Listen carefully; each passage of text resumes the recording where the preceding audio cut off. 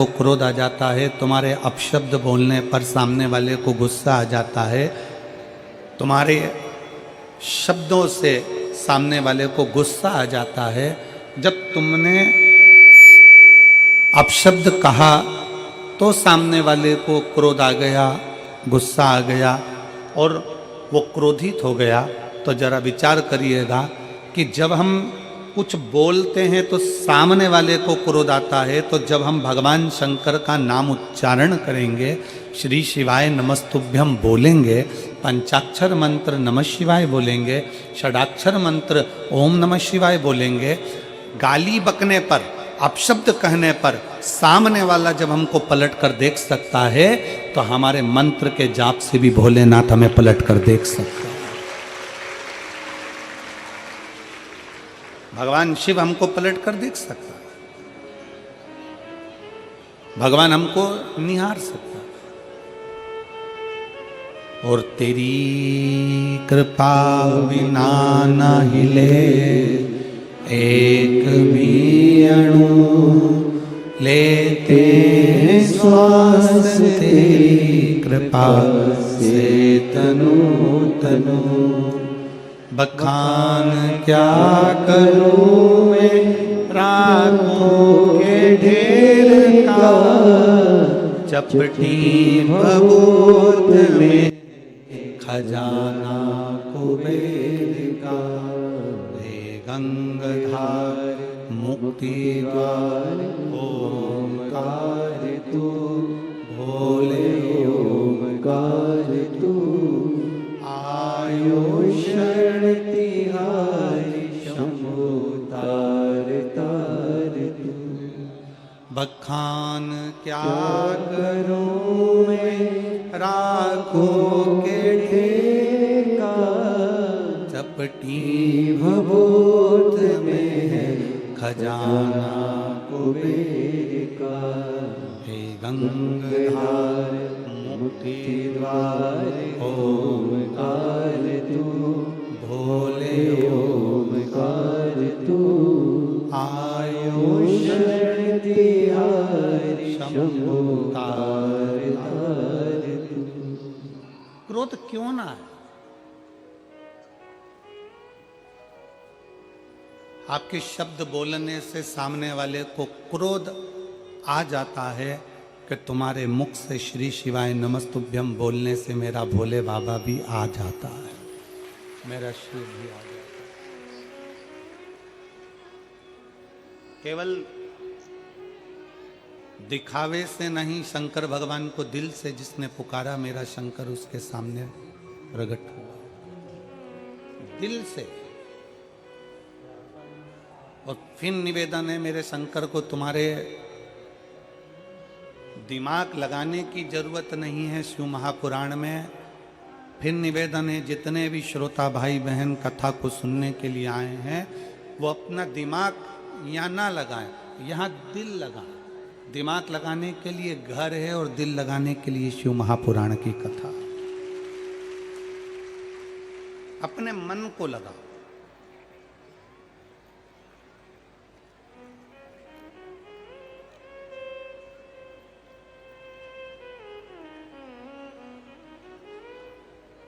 एक बार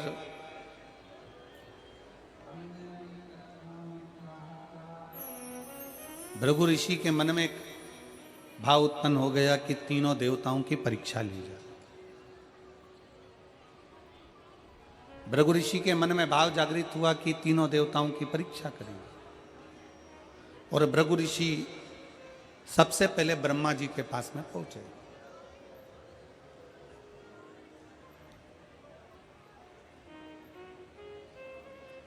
अब ब्रह्मा जी के पास में जब भृगु बाबा पहुंचे, ब्रह्मा जी के नजदीक में जब भृगु ऋषि पहुंचे, तो भृगु ऋषि ने ब्रह्मा जी को देखा और ब्रह्मा जी के बिल्कुल पास में जाकर भृगु ऋषि बैठ गए, बिल्कुल नजदीक में जाकर। शिव महापुराण की कथा कहती है, कोई अतिथि बैठा हुआ है, कोई बड़ा बैठा हुआ है, कोई बुजुर्ग बैठा हुआ है, कोई घर का वृद्ध बैठा हुआ है, कोई बयो बैठा हुआ है, तो कोई भी आए घर में, सबसे पहला ध्यान रखने वाला विषय है कोई बड़ा संत, कोई बड़ा सदगुरु, कोई घर का बुजुर्ग, कोई घर का वृद्ध सोफे पर बैठा है, कुर्सी पर बैठा है।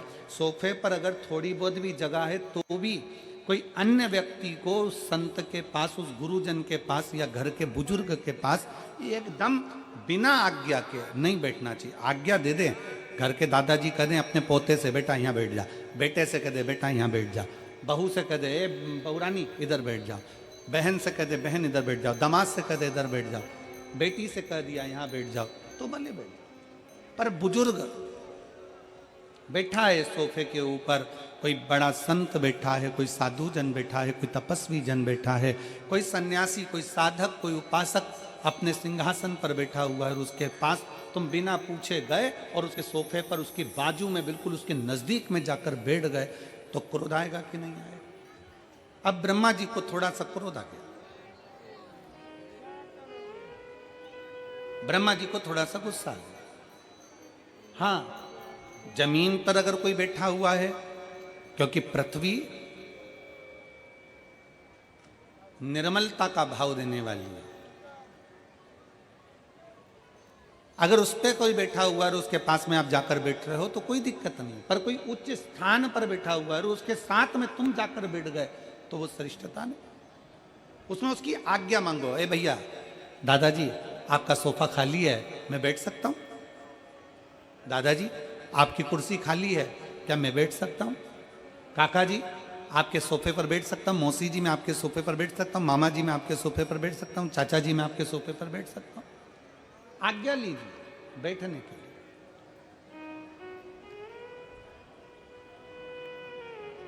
आशीष जी, जब ये बहुत दूर दूर से लोग शिव महापुराण की कथा जब 7 दिन की सुनने के लिए आते हैं,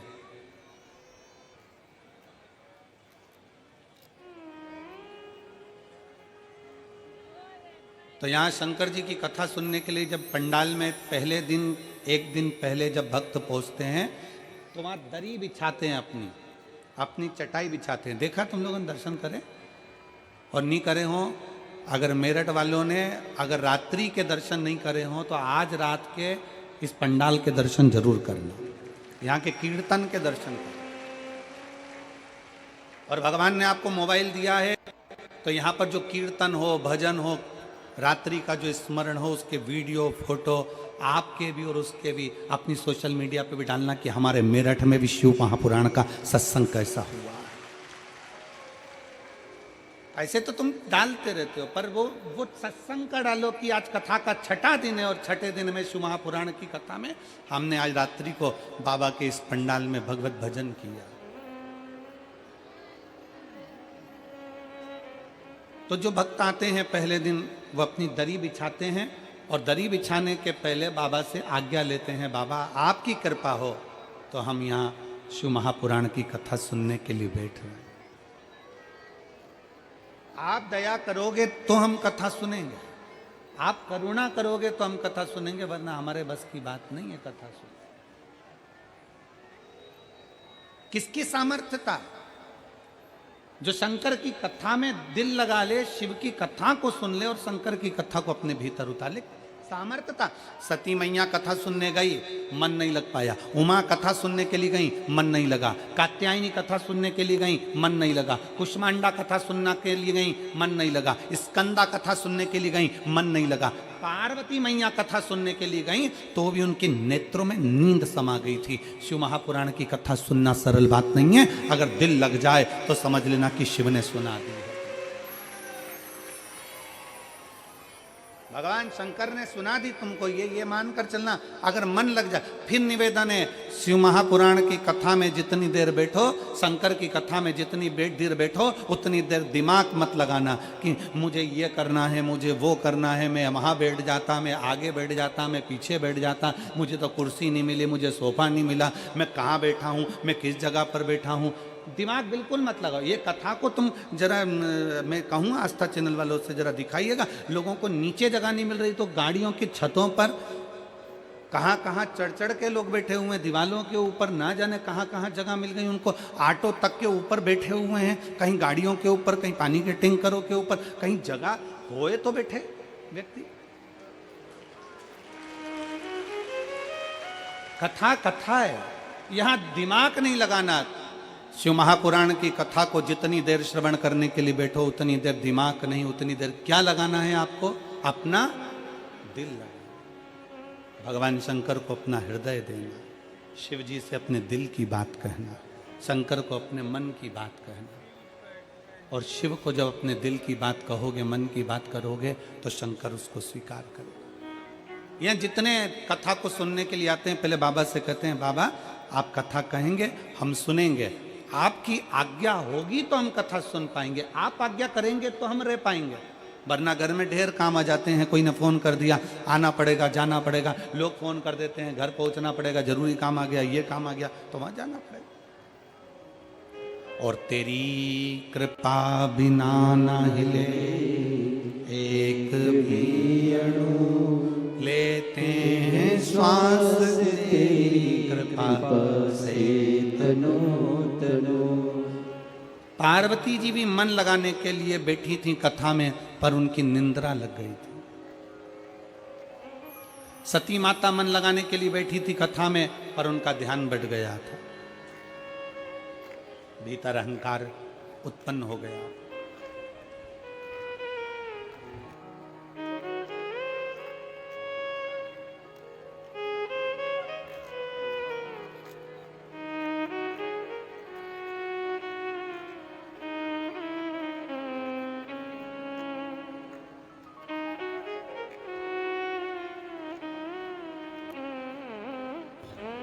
तो ये तो शिव तत्व है।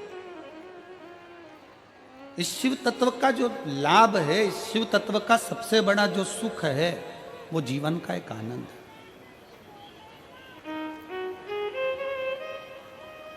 और मैंने तेरे ही भरोसे, जितने बैठे हो सब गाइए, मैंने तेरे ही भरोसे हवा बिच उड़ती जावांगी, बाबा डोर हत्तो छड़ी ना मैं कटी जावांगी, भोले मैं तेरी पतंग, शंभो मैं तेरी पतंग, हवा बिच उड़ती जावांगी, बाबा डोर हत्तो छड़ी ना मैं कटी जावांगी। आप जितने यहाँ कथा के पंडाल में जितनी देर बैठो उतनी देर दिल लगाइए, दिल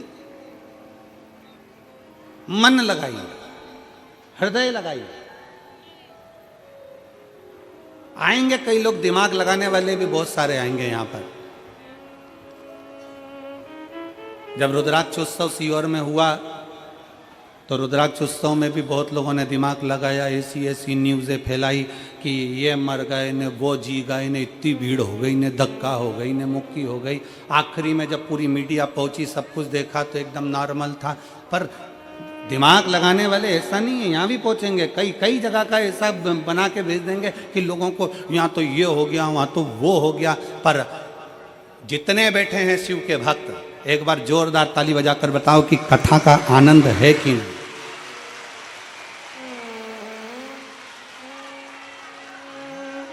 दोनों हाथ उठाकर एक बार हर महादेव। अब यहाँ किसको, सब अपनी मस्ती में बैठे हैं, एक पंडाल, दो पंडाल, तीन पंडाल, पीछे के पंडाल, सब अपनी मस्ती में बैठे हैं। यहाँ कोई किसी को कोनी भी नहीं मार रहा, मार रहा जम के तो बोलो जरा। यहाँ कोनी, वो कहते हैं ना, ये तो प्रेम की बात है उद्धव, बंदगी तेरे बस की नहीं है। यहाँ तो दम दम में होती है पूजा, कोनी मारने की भी फुर्सत नहीं है। यहाँ कौन को फुर्सत है? बोल बम का नारा है,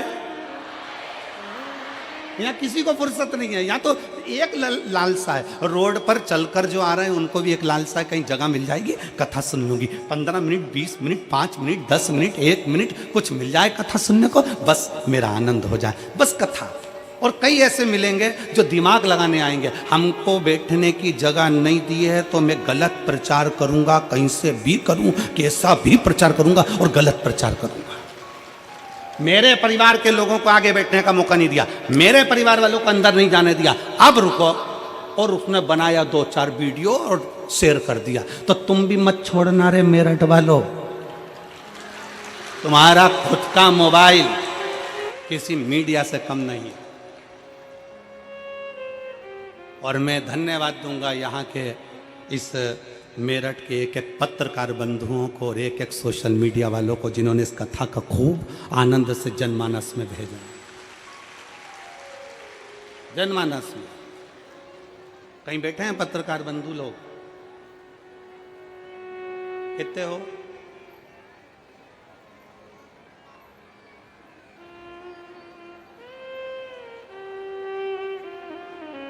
हाथ उठाओ जरा, कितने हैं?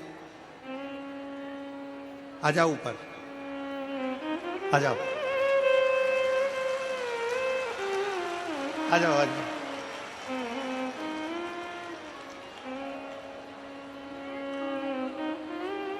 मेरा निवेदन केवल पत्रकार आए, इसके सिवा उनके परिवार वाले नहीं आएंगे, वो वहीं रहे, ओनली पत्रकार।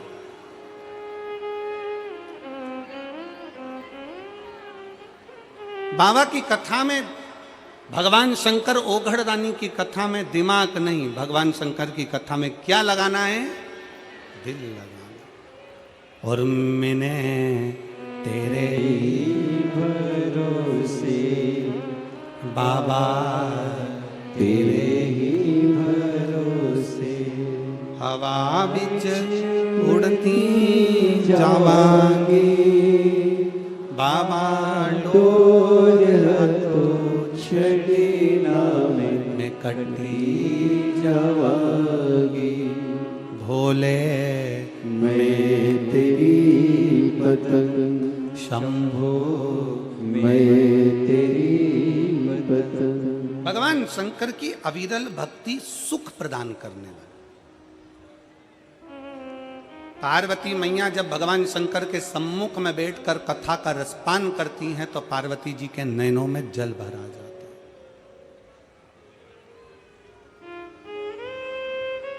पार्वती जी के नैनों में जल भर आ जाता है, नेत्र में जल। पार्वती क्यों? पार्वती जी के नैनों में जब कथा सुनने के लिए बैठ रही थी तो जल इसलिए भरा गए। 2 चीजें पार्वती जी के नैनों में आई थी, एक जल भरा गया था, फिर निंद्रा भी समा गई। पार्वती जी के नैनों में कथा चालू होने के पहले जल इसलिए आ गया था क्योंकि पार्वती जी को अपने पूर्व जन्म का भान होता गया। मैं सती बनी थी, कुंभज ऋषि के यहाँ कथा सुनने के लिए गई थी। कथा सुनने के लिए जब मैं कुंभज बाबा के यहाँ पहुंची तब उस जगह पर मेरा मन कथा में नहीं लगा था, मेरे भीतर अहंकार आ गया था और कथा मुझसे छूट गई थी। फिर पार्वती जी को उमा बनी और उमा बनकर भगवान महेश के साथ में कथा सुनने के लिए गई थी, तब मन नहीं लगा था कथा। फिर माता पार्वती कात्यायनी बनी, भगवान शंकर के साथ कथा सुनने के लिए गई। फिर माँ भगवान शंकर बगला मुख बने और पार्वती मैया बगला मुखी बनी। याद आया कि मैं कथा सुनने के लिए गई थी, नहीं सुन पाई। भगवान शंकर कमल बने और पार्वती मैया कमला बनी। पार्वती जी के स्मरण में आया मैं कमल के साथ में भगवान शंकर के साथ कथा सुनने के लिए गई थी, सुन नहीं पाई। शिव जी ध्रुमबान बने, पार्वती ध्रुमावती बनी। स्मरण में आया कि मैं कथा नहीं सुन पाई थी। जितने जितने शंकर भगवान के साथ में, शंकर भगवान महाकाल बने और पार्वती महाकाली बनी, तो पार्वती जी सोचती हैं कि मैं उस समय पर काली बनी तो भी कथा नहीं सुन पाई, तो भी कथा नहीं श्रवण कर पाई। आज पार्वती जी की आंख में आंसू भर गया कि आज मेरे बाबा ने बड़ी कृपा करी जो मुझे कथा सुनाने के लिए इस अमरनाथ की गुफा के अंदर लाकर बिठा दिया और मुझे कथा सुना। अमरनाथ की गुफा, अरे ओ मेरठ की मेरी जीजी और मेरठ के मेरे जीजाओं, मेरी बेटियों बेटाओं, मेरी माताओं, मेरे भाई, आप सब के चरणों को नमन कर कर कहता हूँ, ना जाने कौन सी किस्मत आप और हमने ली है जो इस मेरठ की भूमि पर शिव पुराण की कथा सुन रहे हैं। जिस भूमि पर बेलकेश्वर महादेव विराजमान है, जिस भूमि पर ओगणनाथ विराजमान है, जिस भूमि पर मेरठ के चारों तरफ शंकर भगवान के प्राचीन प्राचीन मंदिर विराजमान हैं, और आज भी मेरठ की पवित्र भूमि शंकर के एक एक शिवलिंग से समाहित है। ये वो मेरठ की भूमि है, ये वो मेरठ की धरा है।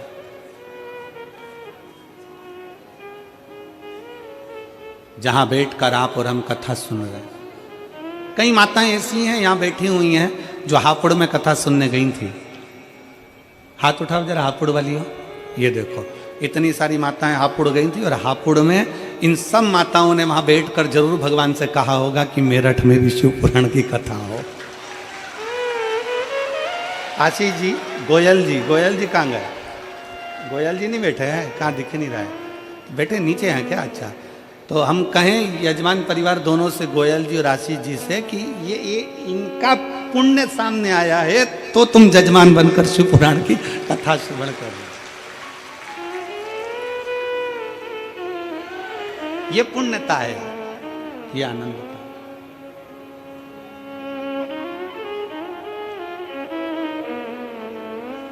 वो कहते ना, कोई पिछले जन्म के अच्छे कर्म मुझे बाबा तेरा प्यार मिला, कोई पिछले जन्म के अच्छे कर्म मुझे बाबा तेरा प्यार मिला। जहाँ सारी दुनिया झुकती है, जहाँ सारी दुनिया झुकती है, ये आली दरबार मिला, मुझे भोले तेरा द्वार मिला।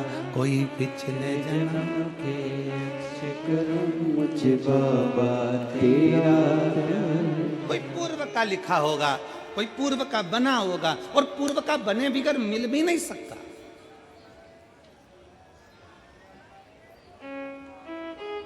कल कथा में अपन ने सुना था, पूर्व का कर्म हमारा, पूर्व का कर्म। एक पंडित जी पूजन करते थे, उनका हाथ क्यों कटा? पूर्व का कर्म था कि कोई मार्ग बता दिया होगा। राजा का बेटा क्यों मारा? कोई पूर्व का कर्म होगा मारा। रानी क्यों गला काट दी? कोई पूर्व का कर्म होगा महाराज।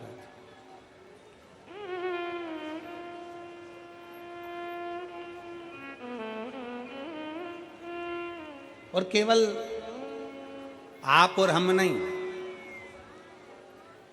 शिव महापुराण की कथा कहती है कि पूर्व के कर्म का भोग तो परमात्मा को भी भोगना पड़ता है, परमात्मा को भी भोगना पड़ता है। शंकर भगवान ने सूर्यदेव के पुत्र यमराज के प्राण हर लिए थे, यम के प्राण हर लिए थे।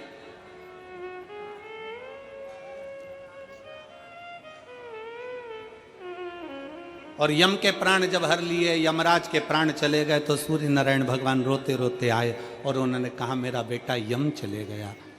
बोले बाबा, ऐ शंकर जी, ओ गढ़दानी शंभु, है शिव, मेरा बेटा चले गया। पत्रकार आ गए, आ जाओ आ जाओ, आ जाओ।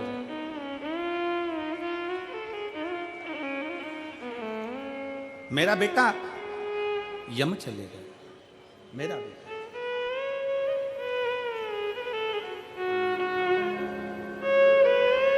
एक बार सभी पत्रकारों के लिए जोरदार ताली बजाते हैं।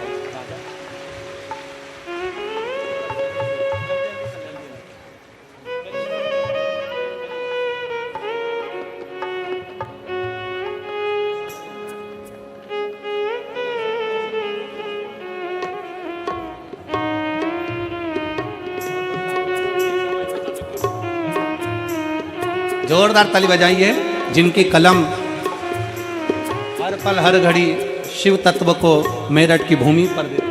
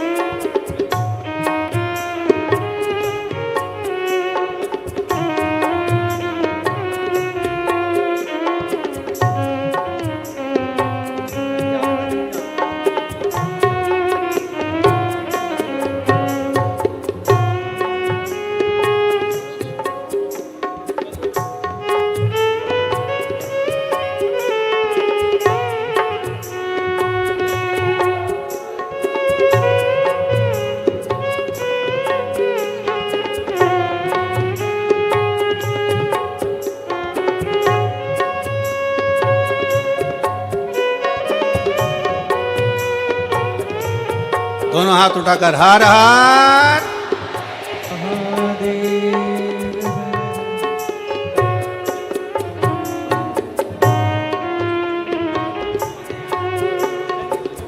ओगड़दानी भगवान शिव, त्रिकालदर्शी कैलाशी भगवान शंकर। पार्वती मैया के मन में ये भाव इसलिए नयनों से जल बह रहा है माता पार्वती के नयन से कि मैंने इतने जन्म गंवा दिए और हर जन्म में मुझे कथा सुनने को मिली, पर मैं कथा सुनने जा नहीं पाई, मेरा दिल नहीं लगा पाया। कितने जन्म मैंने निकाल दिए और हर जन्म में मैंने कथा सुनने का प्रयास किया, पर कथा श्रवण नहीं कर पाया। कितने जन्म, एक जन्म की तो बात ही नहीं। कितने कितने जन्म निकाल दिए माँ ने, कितने जन्म।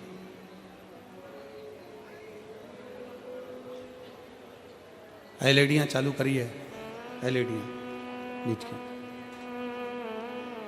और कितने जन्म मैंने निकाल दिए और मुझे भगवान की कथा श्रवण करने का मौका नहीं मिला। पर आज माता पार्वती जी जब बैठी अमरनाथ की गुफा में, और अमरनाथ की गुफा में बैठकर माता पार्वती जी ने जैसे ही कथा को श्रवण करना प्रारंभ करा, मन लगा माता पार्वती जी का कथा में, चित्त लगा माता पार्वती जी का कथा में। पर कुछ देर बाद माता पार्वती के नयनों में निंद्रा समा गई।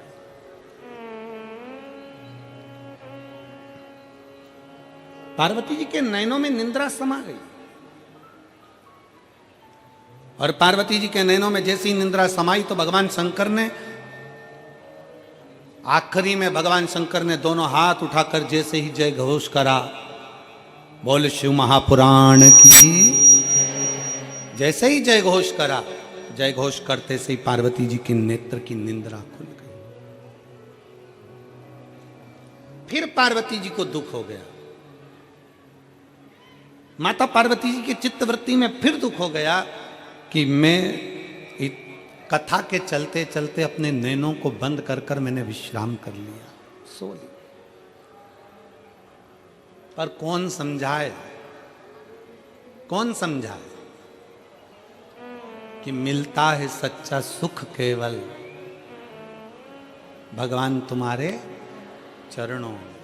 कौन समझाए कि दुनिया का सबसे बड़ा सुख, दुनिया का सबसे बड़ा आनंद, दुनिया का सबसे बड़ा रसतत्व भगवान भोलेनाथ जी के चरणारविंद में जिस दिन बैठते हैं उस दिन सुख का अनुभव होता है।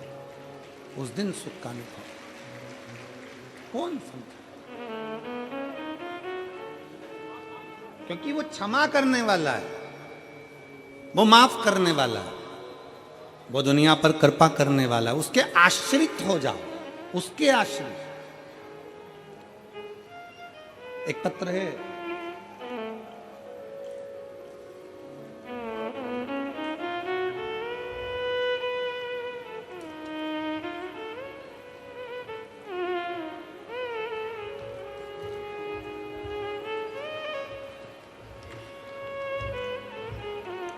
और ठंड में पंखा भेजा है।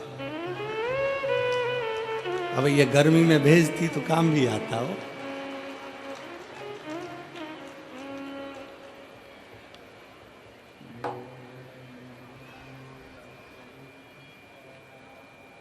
अब पहले पत्र के ऊपर की लाइन पढ़ो, फिर मेरे को पढ़ के सुनाओ, फिर मैं तुमको पत्र पढ़ के सुनाऊंगा।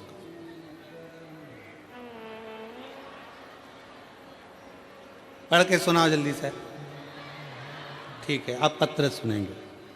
मेरा नाम ज्योति त्यागी है, गांव फलोदा, जिला मुजफ्फरनगर की निवासी हूँ। कहीं बैठी हो ज्योति जी त्यागी जी? कहीं बैठी हो तो हाथ हिला सकती हैं, और अगर आई हो तो हाथ हिलाएं, और कहीं बैठी हो तो एक बेलपत्र लेने जरूर पधारें। मेरा नाम ज्योति त्यागी है, गांव फलोदा, जिला मुजफ्फरनगर की निवासी हूँ। मेरे पति का नाम सचिन त्यागी है। एक लोटे जल का मैं क्या वर्णन करूँ गुरुदेव? पत्र को साथ में पढ़िएगा आप लोग। सन 2021 में मेरे पति को अचानक गले में दर्द हुआ। डॉक्टर को दिखाया, जांच कराई तो पता चला कि उन्हें कैंसर है। डॉक्टर ने ऑपरेशन का बोल दिया, ऑपरेशन भी हो गया। गले में जख्म होने के कारण कुछ खा नहीं पाते थे, केवल लिक्विड ही पी पाते थे। हम चिंतित रहने लगे। फिर मम्मी ने आपकी कथा के बारे में बताया। जून 2023 में हम सीहोर गए, वहाँ से रुद्राक्ष लाए, आपके बताए अनुसार हमने सब दिया। जब दोबारा जांच कराई तो पता चला कैंसर लीवर में पहुंच गया। जरा पत्र पर ध्यान देंगे, कैंसर लीवर में पहुंच गया। अब डॉक्टर ने भी ना इलाज कर दिया। फिर दूसरे डॉक्टर से सलाह ली, उन्होंने कहा 3 इंजेक्शन का बोल दिया और अस्पताल ले गए। डॉक्टर ने उनको वेंटिलेटर पर रख दिया। मैंने तभी रुद्राक्ष हाथ में उठाकर विनती की, बाबा तेरे ही भरोसे हम, वो एक लाइन इन्होंने लिखी है, तेरे ही भरोसे हम बीच उड़ती जावेंगे बाबा, डोर हथ तो छड्डी। बाबा की ऐसी कृपा हुई। हमको मन में दुख हुआ कि रुद्राक्ष का दल देने पर भी ऐसा क्यों हुआ। फिर हम बाबा को हाथ में रुद्राक्ष लेकर बाबा को कहने लगे और बाबा से विनती करी, बाबा कुछ भी करो ठीक करिएगा। पंडाल में हापुड़ की कथा में पहुंच गए और हापुड़ की कथा के पंडाल में बैठकर कथा सुनी। और आज मैं छाती ठोक कर कहती हूँ, पंडाल में बैठकर जो मांगा जाता है बाबा सुनता है। आज मेरा पति का कैंसर मुक्त हुआ है, आज मेरे पति का कैंसर मुक्त हो गया। मैं यहाँ बाबा को दिल से धन्यवाद देने के लिए इस कथा के पंडाल में पहुँची हूँ। नाम है ज्योति त्यागी, गांव फलोदा, जिला मुजफ्फरनगर की निवासी हूँ। पंखा भी है, ठीक है। एक शिव पर करा गया भरोसा, एक शंकर पर करा गया विश्वास। एक शिव पर करी गई दृढ़ता।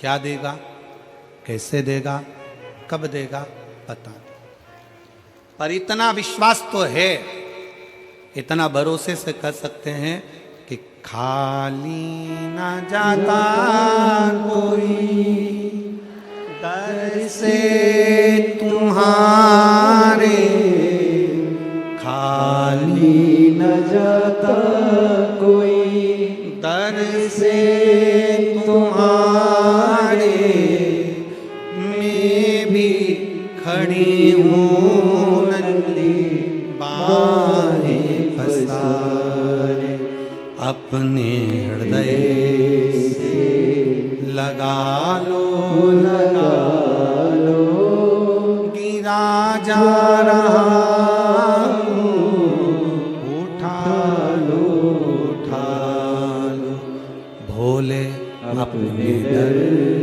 से अब तो न टालो, गिरी जा रही हो, उठा लो, उठा लो। आप बाबा से अपने मन की बात कहने के लिए आए हो।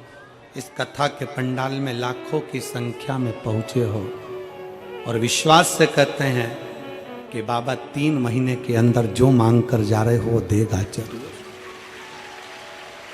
हम जानते हैं जगह नहीं है पंडाल में, ग्राउंड में कहीं जगह नहीं है, सब भरा पड़ा है, जगह नहीं है, पर विश्वास, भरोसा, दृढ़ता, आपका भरोसा।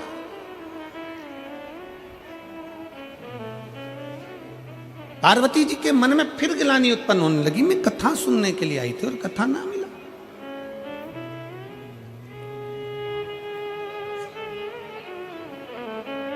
मैं सो गई, निंद्रा लग गई। मेरी चित्तवृत्ति फिर रह गई। जिस दिन 7 दिन में से अगर 1 दिन की भी शिव महापुराण की कथा पंडाल में अगर आपको सुनने को मिल जाए, समझ लेना कि कहीं शंकर जी ने तुम्हारा हाथ पकड़कर तुम्हें खींचने की तैयारी कर ली। कहीं मिल जाए। एक पत्र है, एक तो निवेदन है, ऐसा डिजाइन में पत्र मत बनाया करो। अब क्या क्या पढ़ूं और कहां से शुरू करूं? ये तो उसी में का हाल है। एक व्यक्ति नाई की दुकान पर गया और नाई की दुकान पर जाकर बैठ गया, और जैसे ही नाई की दुकान पर बैठा तो नाई को गुस्सा आ गया, क्योंकि नाई ने देखा कि उसकी खोपड़िया पे केवल 8 बाल थे। इतना गुस्सा आया नाई को, तो नाई गुस्से में पूछा,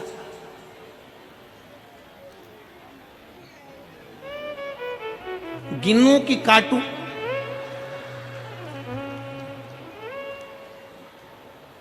वो व्यक्ति बोला, कलर कर दे।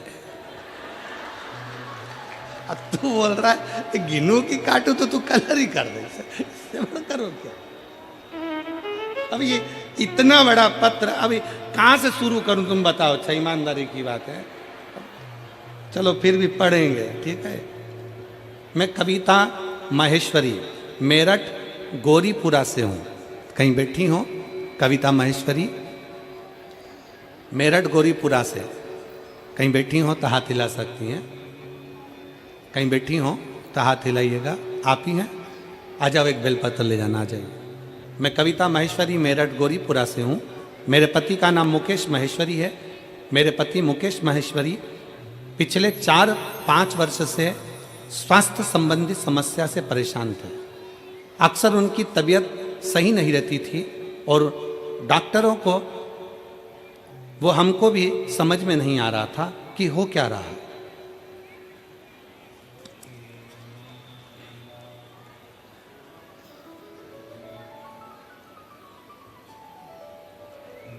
हमें समझ में नहीं आया कि हो क्या रहा है। उनकी तबीयत ज़्यादा खराब होने लगी, जिससे हमारी चिंता बढ़ गई। हमने उन्हें डॉक्टर को दिखाया, तब डॉक्टर ने बताया कि उनकी दोनों किडनी सही से काम नहीं कर रही, और उन्हें क्रॉनिक किडनी डिजीज CKD है। डॉक्टर ने तुरंत किडनी ट्रांसप्लांट का बोल दिया। ट्रांसप्लांट का जैसे ही बोला, पर हमारा मन नहीं माना, और हम उनको दिल्ली अपोलो अस्पताल में दिखाया। वहाँ भी सारी जांच के बाद डॉक्टर ने किडनी ट्रांसप्लांट का सलाह दी। हालांकि हमने किडनी ट्रांसप्लांट नहीं कराया, हमें हमारे भगवान भोलेनाथ पर भरोसा था, और उन्हें डायलिसिस पर रखना पड़ना शुरू कर दिया। महीने में 8 डायलिसिस होते। फिर हमारे किसी मिलने वाले ने हमें बाबा की महिमा का वर्णन किया। गुरुजी के कहे, शिव महापुराण की कथा सुनो, और आंवले वाला उपाय हमने उसके पूछ कर करा, और रुद्राक्ष का जल वाला उपाय करना प्रारंभ करा। बाबा निर्माल लाते, बेलपत्री लाकर भी देना चालू करी। मंदिर से बेलपत्र और बाबा का चढ़ाया हुआ जल लाई, और उसे पति को पिलाना चालू करा, खिलाना चालू करा, और बाबा की कृपा से हमें हर कठिनाई का समाधान मिला। हे भोलेनाथ की कृपा से हमने कठिनाइयों को पार कर लिया, और आज बाबा की कृपा से वो ठीक हैं। ये मैं शिव को प्रार्थना करने के लिए आई हूँ, धन्यवाद देने के लिए आई हूँ।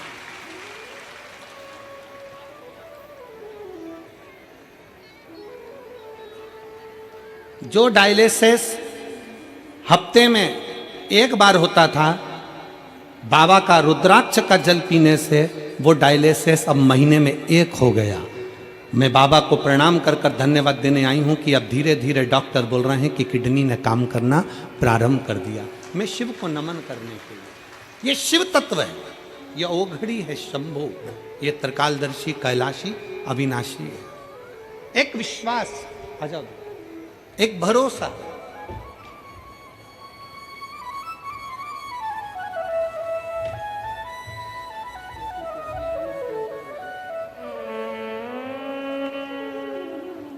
ज्योति त्यागी, आप ठीक है?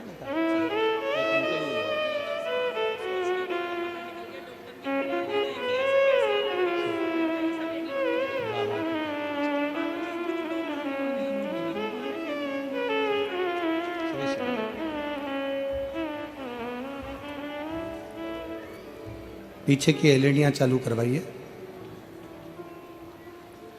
शिव तत्व की प्राप्ति हो।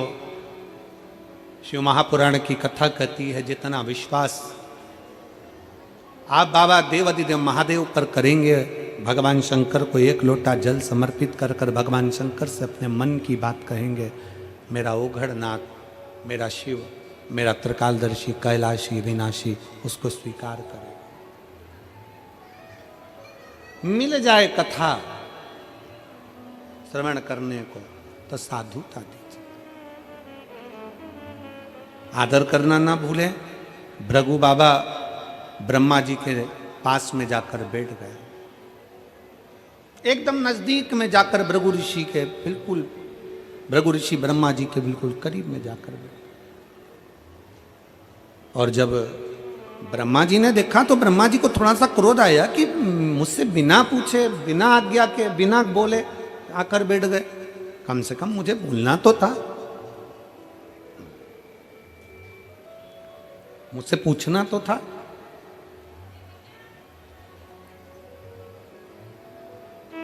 चले और फिर एक निवेदन बड़े भाव से करेंगे कि बैठो, मना नहीं, पर आज्ञा लेकर बैठो, मना नहीं पर आज्ञा लेकर। आजा बेटा।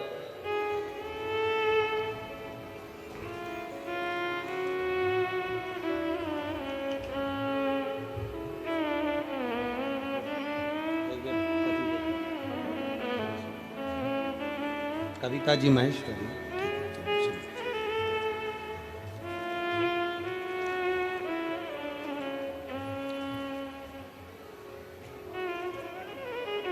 बड़े आनंद के साथ बैठना चाहिए।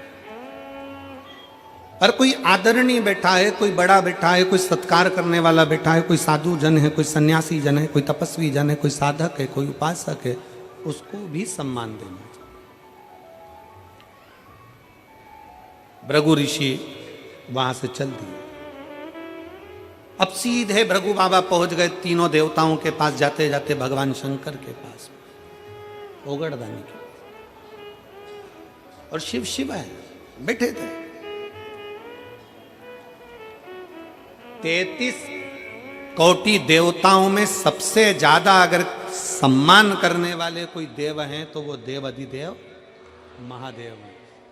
अगर एक भूत भी आता है तो मेरे शंकर भगवान उसको भी नमन कर कर उसका आदर करते हैं। एक कोई पिशाच भी आता है, कोई असुर भी आता है, कोई गंधर्व भी आता है, कोई देवता भी आते हैं, और कोई भगवान शंकर के दरवाजे पर अगर भूत, प्रेत, गंधर्व, अप्सरा, असुर, किन्नर, यहां तक कोई भी आ जाए, भगवान शंकर उसका आदर करते, उसका सम्मान करते।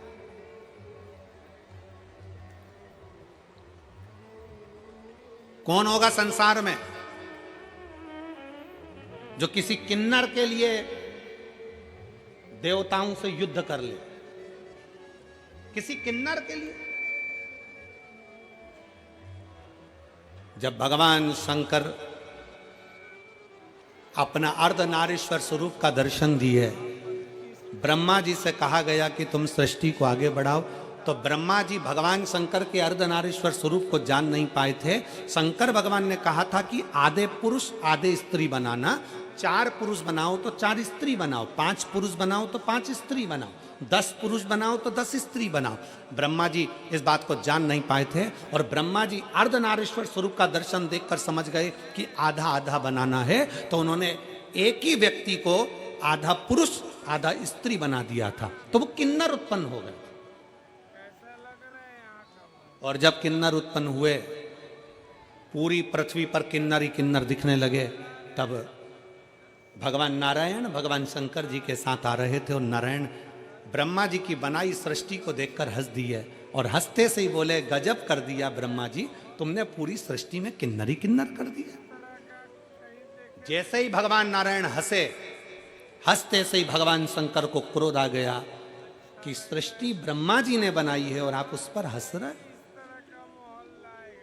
हे नारायण, भगवान विष्णु, तुम ब्रह्मा जी की बनाई हुई सृष्टि पर हंसे हो, इसलिए तुम्हें भी एक बार पृथ्वी पर जाकर किन्नर बनना पड़ेगा। भगवान नारायण को भी भगवान शंकर ने कह दिया था कि तुम्हें पृथ्वी पर जाकर किन्नर बनना पड़ेगा, तुम्हें पृथ्वी पर जाकर किन्नर बनना पड़ेगा। और शिव महापुराण की कथा कहती है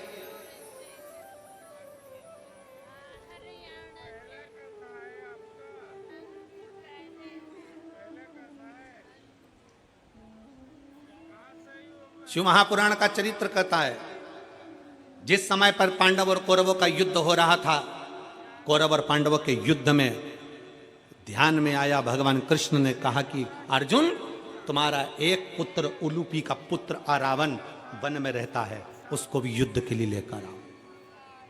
अर्जुन उसको युद्ध के लिए लेकर आ गए, अर्जुन उसको युद्ध के लिए लाए। पर अर्जुन युद्ध के लिए लेकर आए, और युद्ध के लेकर आने के लिए क्यों? क्योंकि कुरुक्षेत्र की भूमि चंडी की भूमि थी। इस कुरुक्षेत्र की भूमि पर सबसे पहले बलि चढ़ाना थी। और बलि किसकी चढ़ाना है? क्योंकि कुरुक्षेत्र की भूमि ने कह दिया था, चंडी ने कह दिया था, एक बलि कौरव की लूंगी, एक बलि पांडव की लूंगी। कौरवों में से तो 100 थे, उन्होंने कहा एक को देवी देंगे तो 99 बचेंगे, पर पांडव में तो 5 थे, अगर एक भी चले गया तो फिर 4 ही बचेंगे। भगवान कृष्ण ने कहा, अर्जुन तू तेरे बेटे को लेकर आ रावण को लेकर आए, उलूपी के पुत्र को लेकर आए। रावण को लाकर खड़ा कर दिया। रावण को मालूम पड़ा कि मेरी बलि चढ़ना है। भगवान कृष्ण के पास रावण ने खबर कर दी कि द्वारकाधीश से कहना, द्वारकानाथ मैं अपनी बलि चढ़ाने को तैयार हूं, पर मैंने सुना है अगर कोई कुंवारी अवस्था में मर जाता है तो ना उसे नरक मिलता है ना उसको स्वर्ग मिलता है। अगर कोई कुंवारी अवस्था में मर गया, कोई कुंवारा मर गया, तो वो ना तो नरक जाता है ना स्वर्ग जाता है, वो आहूत माना जाता है। हमारे मारवाड़ियों में एक नाम चलता आहूत। आहूत मतलब वो कुंवारा चले गया, कुंवारी अवस्था में उसकी गति नहीं है, ना उसको पिंड मिल रहा है, ना उसको तर्पण मिल रहा है, ना उसको जल मिल रहा है, ना भोज मिल रहा है, वो तड़पता रहता है।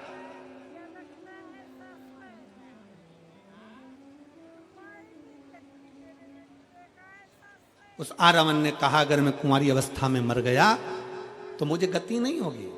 मेरा एक निवेदन है, कल मेरी बलि चढ़ा देना, पर सबसे पहले मेरे ब्याह करा दो, शादी करा दो। अब युधिष्ठिर को लगा आज रात में कहां की लड़की मिलेगी जिससे शादी कराई जाए, लड़की कहां से ढूंढी जाए जिससे विवाह कराया जाए। ढूंढने में लग गए। हस्तिनापुर में कोई लड़की नहीं मिली, पास में कोई लड़की नहीं मिली। तब भगवान कृष्ण ने जान लिया अगर ये इसका विवाह नहीं हुआ तो ये कल बलि में नहीं आएगा, और बलि में नहीं आया तो फिर युद्ध रह जाएगा। भगवान कृष्ण को याद आया कि शंकर जी ने श्राप दिया था कि नारायण तुम किन्नर पर हंसे हो, इसलिए तुमको भी किन्नर बनना पड़ेगा। आज भगवान कृष्ण किन्नर का रूप धारण कर लिए। भगवान कृष्ण ने किन्नर का रूप धारण करा, रावण के साथ विवाह करा। विवाह करने के बाद भगवान जब रावण के प्राण चले गए तो भगवान नेत्रों से नीर बहाते रहे। आज भी किन्नर गले में मंगलसूत्र पहनते हैं, आज भी किन्नर पाँव में बिछुड़ी पहनते हैं, आज भी किन्नर हाथ में चूड़ा पहनते हैं, मांग में सिंदूर भरते हैं। कौन है उनका पति? शिव महापुराण की कथा कहती है रावण के साथ प्रत्येक किन्नर का विवाह होता है। एक रात्रि का विवाह एक घड़े के साथ रावण के साथ किया जाता है, फिर उस घड़े को तोड़ दिया जाता है। किन्नर का सुहाग अखंड माना जाता है, किन्नर का सौभाग्य। इसलिए हमारे यहाँ मंगल शकुन में, शादी ब्याहों में, बच्चों के जन्मदिन पर किन्नर आते हैं, क्योंकि सृष्टि पूर्ण पहले किन्नर की थी, पूर्ण सृष्टि। कौन देव होगा? देवताओं में 33 कोटि देवी देवताओं में केवल एक देव है, देवाधिदेव महादेव, जो सबका सम्मान करना चाहते हैं। भूत भी आया तो उसका भी सम्मान है, प्रेत भी आया तो उसका सम्मान है, डाकनी, पिशाचनी, चुड़ैल, भयंकर आए तो भी सम्मान है, गंधर्व आए तो सम्मान है, अप्सरा आए तो सम्मान है, किन्नर आए तो सम्मान है, सुर आए तो सम्मान है, असुर आए तो सम्मान है। सबका सम्मान किया मेरे शिव जी ने, सबका आदर करा मेरे शंकर, और समदृष्टि का भाव रखा। समदृष्टि, समदृष्टि। आज हम आ रहे थे तो हमने देखा कि रास्ते में बहुत भीड़ थी, तो जो लोग ट्रैक्टर ट्राली से आ रहे थे या जो लोग लोडिंग गाड़ियों से आ रहे थे वो भी वहीं उतर रहे थे, और जो वीआईपी गाड़ी से आ रहे थे वो भी वहीं उतर रहे थे। मैं मेरठ के कलेक्टर महोदय को, SP, SSP, IG, commissioner, TI, SDM, DM, यहाँ के सारे पदाधिकारियों को, एक एक पुलिस कर्मचारियों को और यहाँ के मीडिया को सबको साधुवाद देता हूँ कि एक एक पुलिस वाले ने बिल्कुल समदृष्टि से यहाँ कार्य किया। उसके लिए साधुता, उसके लिए साधुता। गरीब भी आ रहा था तो भी उन्होंने गाड़ी वहां खड़ी करवाई, और अमीर भी। हमने इस बात के लिए वो शिवम बेटे को, जो शिवम गाड़ी लेकर आ रहे थे गोयल, हमने उसको कहा बेटा शिवम से, वो पीछे करण बेटा था, हमने उनको भी कहा यहाँ समता का भाव ये देखने को मिला। इसलिए यहाँ की प्रशासन को, मैं मेरठ प्रशासन को बहुत बहुत साधुवाद देता हूँ। एक बार जोरदार ताली बजाकर उनको साधुवाद दीजिए इसके लिए, बहुत साधुवाद। सब में समता का भाव। उन्होंने अगर ट्राली रोकी, ट्रैक्टर रोका, तो उन्होंने गाड़ी, 4 व्हीलर वीआईपी गाड़ी भी रोकी। उन्होंने कहा नहीं साहब अंदर नहीं जा सकती, भीड़ है, पब्लिक पैदल जा रही है, आप पैदल जाइए। लोग वहां से पैदल चल कर आ, पैदल चल कर, और खुशी हुई इस चीज के लिए कि आपने ये नहीं कि कोई धनपति है या करोड़पति है या वैभवपति है या सत्तापति है। और होना चाहिए, आप वैभवपति सत्तापति देखोगे वो भी तो किसी का पति है। तो उन्होंने समता का भाव रखा, इसके लिए मेरा साधुवाद है सबसे, बहुत बहुत साधुवाद है यहाँ के प्रशासन को, बहुत सुंदर तरीके से ये लाखों की भीड़ को, अपार जन समुदाय को यहाँ के प्रशासन ने जो संभाला है, एक बार जोरदार ताली बजाकर बहुत बहुत साधुवाद, बहुत साधु। एक शिव तत्व की लहर का, भगवान शंकर की अविरल भक्ति में समता का भाव होना चाहिए, क्योंकि मेरे शंकर शमशान में निवास करते हैं। मेरे शिव के पास में भेद नहीं है, अमीर भी जाएगा तो बांस पर, गरीब भी जाएगा तो बांस पर, अमीर भी जाएगा तो सफेद कपड़े में, गरीब भी जाएगा तो सफेद कपड़े में। जहां सबकी शान सम है उसी का नाम सम शान है। बराबर देखता, उसमें भेद नहीं है।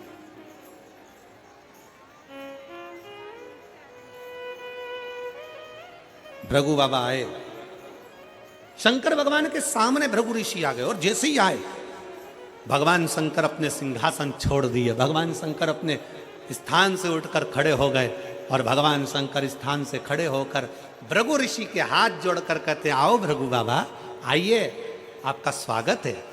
और जैसे ही भृगु ऋषि पास में आने लगे, शंकर भगवान दोनों हाथ फैलाकर भृगु ऋषि को गले लगाने लगे, भृगु ऋषि को गले।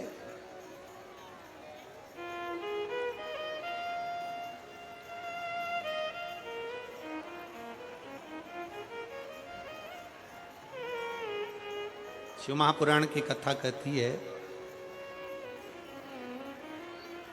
विद्वान से ज्यादा श्रेष्ठ होता है विद्यावान।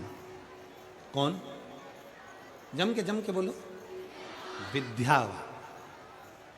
तुमने डिग्रियां ले ली, कुर्सी ले ली, पद ले लिया, खूब बड़े विद्वान बन गए, और तुम्हारे अंदर अगर नम्रता नहीं है तो तुम्हारी डिग्रियां वो शून्य के बराबर है, तुम्हारी डिग्रियां शून्य के बराबर है।